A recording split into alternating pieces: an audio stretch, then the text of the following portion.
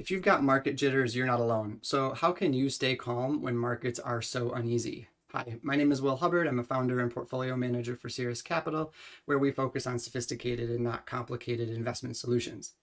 When markets go up and down, there's often a difference between how investors feel and how markets actually perform. So you've probably heard the quote from Warren Buffett that famously said, "We should be fearful when others are greedy, and we should be greedy when others are fearful." This is really easy to say and a lot harder to actually do because, as my friend and old colleague Brian Franco says, markets tend to be correlated with life.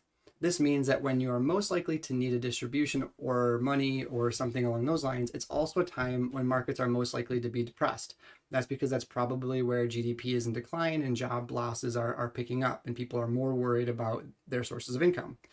This correlation between life and markets is what creates tension for investors. So we believe the best way to deal with tension is to prepare in advance for different market and economic outcomes. So while the worries about the markets, economy, and politics all live rent-free in your head, causing anxiety, history shows that instead being invested and prepared through tough times usually pays off. As people, we do all sorts of things to reduce anxiety about the unknowns of the future, just not in our investment portfolios. We buy insurance, life insurance, we buy homeowners insurance, auto insurance. We'll even buy extra food just to have on hand in case a family member or friend decides to stay for dinner. And all of these reduce the anxiety of dying too soon, your house burning down, getting into an accident, or having somebody stop to stay for dinner and you need to run to the store for extra chicken, but you don't have the time. So when it comes to investing, we want to be prepared the same way. And that just means more than sitting on your hands and going along for the ride. But it means we want to own a variety of assets to provide options for investors under different economic outcomes. So what happens if GDP is up 4%, plus 1%, or minus 3%? Do you own investments that can offer a benefit under each of those possibilities? The best way to handle these swings is with truly uncorrelated assets in your portfolio. And most people are invested in stocks and bonds. I think we're all pretty familiar with those and probably all have them in our portfolio to some extent. But what about accessing alternatives like commodities, wheat, gold, copper, corn, or currencies, or options for protection? Building a portfolio of assets that are historically uncorrelated, along with investments and strategies that are uncorrelated can help reduce market risk and offer choices for investors when equity markets become most stressed. A recent survey by the American Association of Individual Investors shows that negative feelings about the market are stronger than positive ones. That's the gold line. And they're stronger than positive ones by about 19%.